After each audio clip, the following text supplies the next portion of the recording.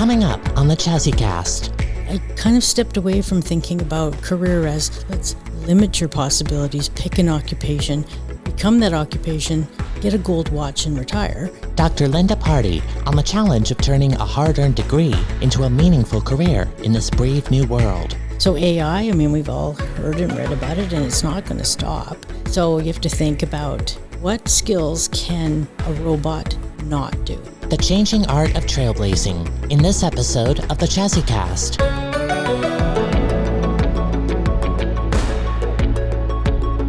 From UFE's Community Health and Social Innovation Hub, this is the CHASIcast, a program dedicated to bringing experts and insights to the issues that shape our lives, because words have to matter. Now, here's your host, Dr. Martha Dow.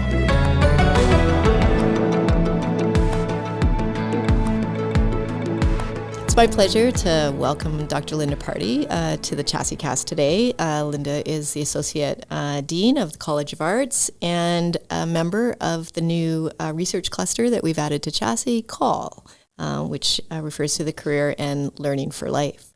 So welcome, Linda. Thanks for having me. It's exciting. I wonder if a great place to start would be to tell us a bit about what CALL is, what your vision is, why CHASI maybe? Yeah, a couple different things. CALL is career, but not job research, right? So it's about career, the whole lifespan of what you're going to do with yourself through from the time you leave high school to university, to the time you have your multiple career transitions, to the time you retire, to the time you go wherever you go. And then the economic forecasting of that, the social imperative of career needs to be looked at. It's a whole cluster. That's why I think the cluster word is really interesting. It's a cluster of different roles that we have in society and we have as individuals, and we don't often talk about that. So I'm thinking that as a cluster of researchers, we've got economists, we've got career development people, we've got counseling kind of people that are working with us. We can open up some of those conversations that we don't talk about but need to talk about. As the world has changed, our economy has changed, the world of work has changed dramatically. So we need to understand that better to make better decisions. What brought you to that understanding? Because I'm with you on this, right? We've talked lots about this, but what brought you to this journey in terms of your own research? So I think I started my career in student affairs, in financial aid, in academic advising, in the career centers. And at that time, you probably know yourself, Martha, in high school, they often give you an aptitude test. Here, take this aptitude test, and we're going to eliminate what you're not good at. We're going to spotlight what you're good at, and that's where you need to aim your career. And then I think back to my parents, and they, definitely took a occupation, became something, worked at that till they're 65. Well, that doesn't exist for people anymore. When I was working as a financial aid officer, half the time the students would come and they thought finances was their issue, but it was a whole bunch of other things, right? It was all piled in. So over the years working in post-secondary, I've realized that there's multiple layers to picking what your career is. There's multiple layers to figuring out how you're going to have security as an individual in the world. And that means feeding yourself, but it also means keeping yourself mentally well at work and at home. And your work and life is all part of who you are. So I kind of stepped away from thinking about career as let's limit your possibilities, pick an occupation, become that occupation, get a gold watch and retire, as opposed to looking at how do I expand? How do I move? How do I shift when I need to shift, when things change? And look at we learned a lot about that from COVID. We learned a lot about that from the jobs that are available now, that the way we've been training people to think about career doesn't work. It's very nonlinear. And what the analogy I'd use for students now is one time we used to talk about career ladders. Well, career ladder, it's more like a career rock climbing wall. You have to hang, you kind of climb up a few steps, and then you go over one and you hang on for a little while till you get your breath or get some more skills. You might even move laterally. But we don't talk about that. We don't understand that. We don't see it in the research that often. We talk about progression, but progression isn't straight. And so I got quite interested in how we tell young people, or we tell people transitioning from one career to the other at different life stages, what that really looks like, not the myth. It's interesting. As a university, just generally, not just UFE, how are we sort of complicit in sort of setting students up, but also how are we able to, in fact, give them opportunities to understand careers in a really different way? Yeah. I think, like, for instance, BCIT does a really good job. It says, take our program and you're going to become X. And they do. They train you specifically to become X. And I call that having career-ready education. So if you want to become a welder, you take welding training, you become a welder. If you become a dental hygienist, you take that training. And career-ready programs are really, really important because you know exactly what they are. But for 3/4, or probably 75% of the population, they don't go into career-ready training. So at a university, we don't go into philosophy and say, oh, and look at Indeed or on LinkedIn, there's a job posting for a philosopher. We don't see that in sociology. We don't see that in most of the humanities and social sciences. Yet the majority of the workforce has a humanities or social science background if they're of a university education. And we're not very good at talking about how does the largest area of academic programming align to career, not to necessarily to job. So I think that the humanities, the social sciences, even the sciences, it's kind of a bit of a myth that STEM grads get out and know exactly what they're doing. There's all kinds of data that shows they have just as much trouble like a biologist. Where are you get a BA in biology, where do you first get that first job, that first career move? And so the universities need to start talking about career readiness.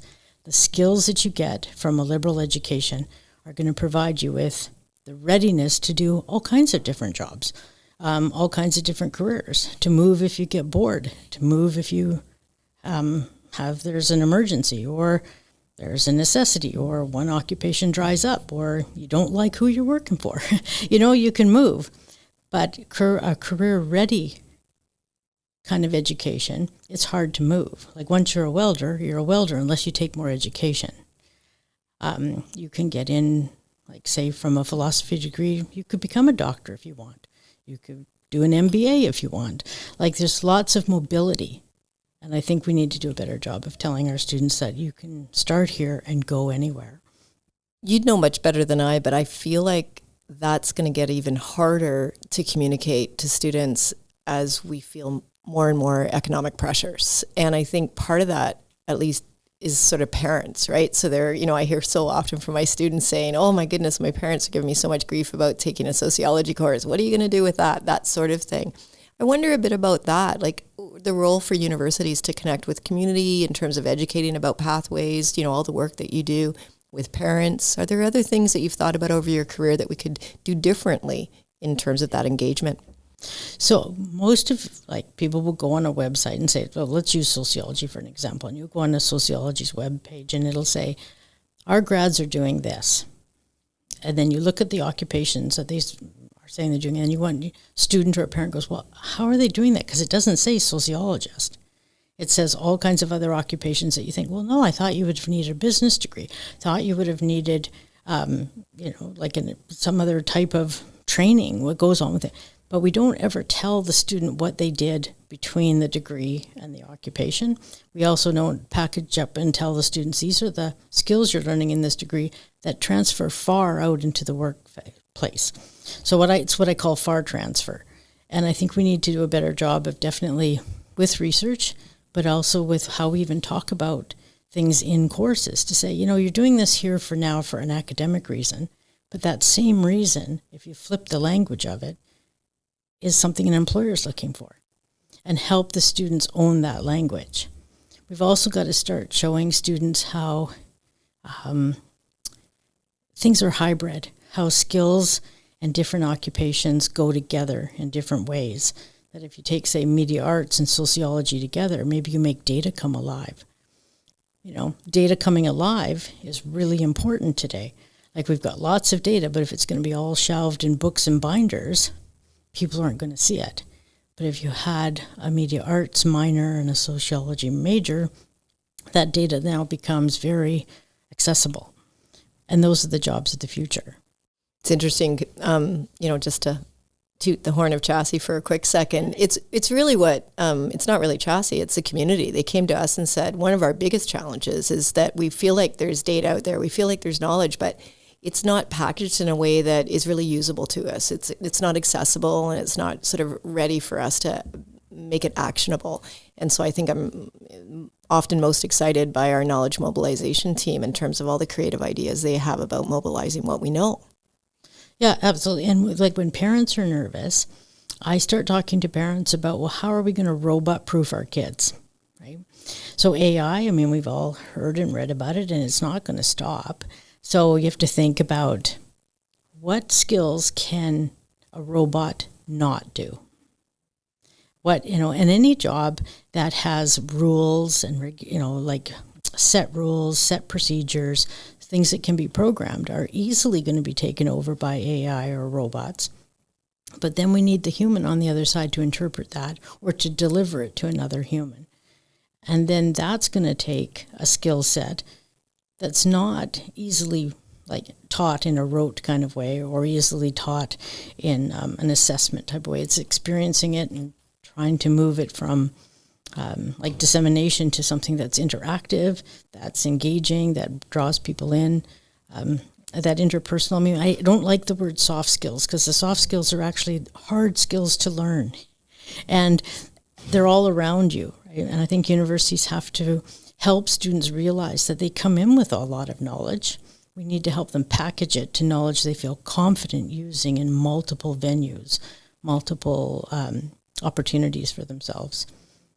It's one of the things I really appreciate about one of our faculty associates, Dr. Amir Shabani, because when he does work in AI, and what he's always talking about is not replacement, right? It's really about complementing, and we better understand it well enough so that we can think about how AI complements what we do as opposed to replaces. So I've always really appreciated that perspective. Yeah, and that's exactly it. I mean, and so when we look at how many of us do our income tax ourselves anymore? You use something like TurboTax or something, right? We still need people to problem solve the big tax issues in the world or to do investigations into that. But we're not going to need people to process that line by line information. That can be done. So how do we live alongside AI? How do we remain sort of like the superior thinker of AI? And the other thing you have to remember is humans can unplug AI. So who gets to decide who gets to plug it in and who gets to unplug it? Who gets to decide, self-driving cars? We've been talking about that now for 15 years. I can remember years ago having an assignment on self-driving cars in a communications course I was teaching, and that was a long time ago. The dialogue, the thinking power that students need, or the careers and the opportunities they're going to have, is who's going to make the rules up for self-driving cars? Who's going to negotiate with the cities, with councils, with parking lots, all of that, to make room for self-driving cars? Those students are going to have different skill set than just understanding how to program a self-driving car. I know you think and talk lots about credentialing. And so I wondered about how does some of what you're talking about translate into the kinds of credentials we offer, whether they're micro or the badges conversation, et cetera. I wonder if you could talk just a bit about credentialing. Yeah. Credentialing is really complicated in so many ways because parents and students think that is the sign or that is the thing you get when someone acknowledges that you've got the competency or have learned something. But you have to think with how fast things are moving, that credential's only good this year or next year, and you've got to keep learning. And so credentials, I think, definitely need to change in the sense that they're more hybrid, more interconnected. Will Maher, who teaches in our media arts program, told me a really cool story about a student who hadn't taken a hairdressing program and, has a credential as a hairdresser, but then got bored doing that. Came back and took media arts, got a credential as a media arts, got a BA in media arts. Then she went and worked in a graphic animation studio in Vancouver. And she realized she was really good with drawing and arranging the fur on cartoon animals. And so she took her hairdressing skills, right?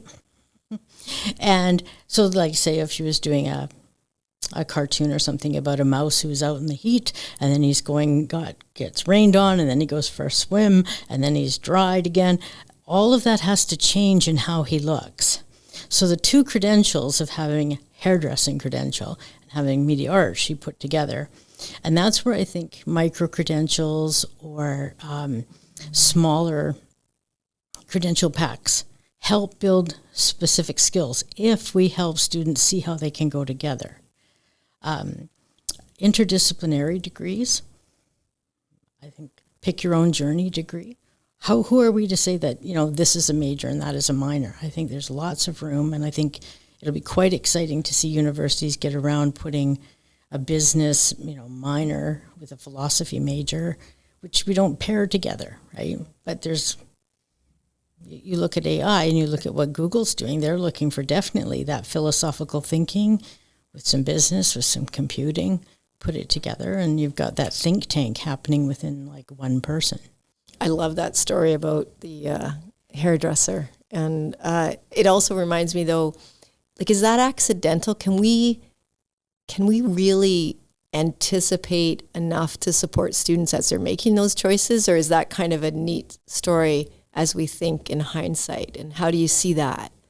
So I don't think that's where I think credentialing is a bit of a false myth, right? So we have to have credentials, I think, because people seem to take that as a recognition that I'm done, that I've learned something. They need that for that piece. But as we go, I think people will start to rely on their own embodied knowing and their own pieces. What we have to do is help students connect all those informal skills that they have from all different types of experiences they've had in their lives to the incidental learning that they go. So like someone with a background in adult ed, I believe in incidental learning, informal learning, and then formal learning. So formal learning needs a credential, but not all learning can be assessed. I mean, we shouldn't necessarily, think of all the things you've learned from motherhood, right? Those are, or parenting or whatever. You definitely don't get a credential for that. But I've definitely learned. You do pay for it, though. Well, in some way or another. But you definitely get skills that you can transfer into other environments. People sometimes just need to have that dialogue, that reflective practice, that opportunity to talk through, well, I think I know that, and someone to validate that. But they don't need it validated necessarily with a piece of paper. They need it validated through dialogue, like through seeing it demonstrated, through being given opportunities to practice, and they go, whoa, I did that. And I think the more we can do that in classrooms, the more empowerment students have. Let them make mistakes. I mean, maybe we should give credit for when you fail, because you learn a lot by failing. And so if the instructor, oh, you failed, you don't get this credential, instead of saying, you gave it a good try, you failed, great. Look at all the things you've learned. Those you can carry on to your next opportunity, and you're going to say, oh, I know what's coming, I feel it, I know how to circumvent that. That's the skill. So how we teach that, I think it's more by doing and being open and allowing it to happen. Well, and it also relates to, us kind of being open to blowing up what we think about in grading and how we set out evaluation and all those kinds of things, and allowing ourselves to be a bit more creative in those ways. Yeah. And that's definitely a social innovation in looking at grading. Grading's very judgmental. It's very colonial in a lot of ways in how we go about it. And we also kill learning when we evaluate it too tightly. So when you have students who are being able to try things, and then you have to stand back and go, well, your attempt wasn't as good as this person's attempt, you get that pressure piece that stops learning. I'm curious about the thing that's surprised you the most in your own journey, the things that, the moments or the forks in the road or that kind of thing. Well, if somebody would have said to me I'd be doing what I do today, say 20 years ago even, I would have said no way. Why not? I didn't see myself as somebody that would go and do a bunch of levels of post-secondary. Not at all. I saw myself as somebody who, was a good hard worker, but more, more focused on something physical, like, kind of thing, and not intellectual. But then I found when I was in that type of role, I kept getting bored. And I was a real observer. I'd look around at the different people I was working with or for, and I'd think, oh, what they're doing is cool. But not giving myself permission to think, well, how did they get to do what they do is cool? So it wasn't until I allowed myself to start exploring and thinking, oh, maybe I could try that, and started to try. So my big surprise is if that you let go of that, what you think you should do or what you've been told you could do. Again, it gets back to that assessment, like, okay, these are the things you're going to be good at. I'm thinking, I don't want to be that. But it takes a while for you to get permission within yourself to go and do, no, I'm going to try this and I'm going to do it. Then you get energy from it. And the more that kind of connects, the more energy, more kind of goodwill, the more curiosity, the more curious you become, more opportunities open up. So it surprises me how curious you have to be in order to sustain your career through your life. And yet it's so interesting because it connects to what you just said about how we can sometimes kill curiosity in terms of how we grade, et cetera. So how do you sort of ensure that we're supporting that curiosity within sort of this structure we operate within? Yeah. Employers are asking for creativity, curiosity, communication as their top kind of skills that they want from people. So they can train them on everything else that we think in post-secondary we need to be training students to do. We need to make the students hungry and curious and exploratory and risk-taking and creative, and they'll find their way. In the time we have, I'd love to hear, with the world in the state that it feels like it's in, I'm always amazed how optimistic our students still are about their roles as change agents. As an educator, as a leader in this institution, what are your thoughts on how we support our students in these times? I think we have to start treating our students like leaders. So, for instance, I'm teaching a course right now with our Indigenous Academic Success cohort. And I'm not an Indigenous person, and they were doing a project that had a drummer, and everybody sat still with the student was drumming and everything. And then some of the Indigenous students said, well, that felt awkward. And I said, well, what felt awkward about it? And they go, well, normally we would stand up and normally we would do this. And so I said, so why didn't you say something? And they said, well, who are we to say that to? And I said, well, to me. You should say, hey, come on, stand up. And, oh, but you're the instructor. I said, no, you're the leaders of tomorrow. You need to start leading now, right? You need to lead now, and we need to let you lead, and we need to follow.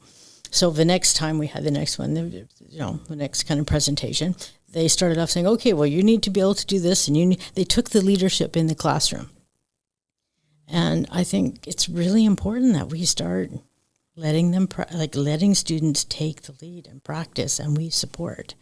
That's going to give them wings. That's going to give them the strength, I think, that they need. Because the economy and everything's heavy on the students. And finding work that's not precarious is really heavy on our students, and way more so than when you and I graduated. I mean, when you and I graduated, people came to the campus and recruited you. Yeah, very different. Very different. And you could see kind of pathways through. So I have a lot of faith in the young people because they are positive. And if I was them, I don't know if I'd be as positive as they are. So I do think faculty and employers in particular need to step up and really support them because they are the future. Well, that's a perfect place to end our conversation, at least for today. I know the CHASI team is so excited about Call joining us, just so excited about the research that's coming up and the work that we're going to be able to do. Yeah, we're really excited about it too. Thank you.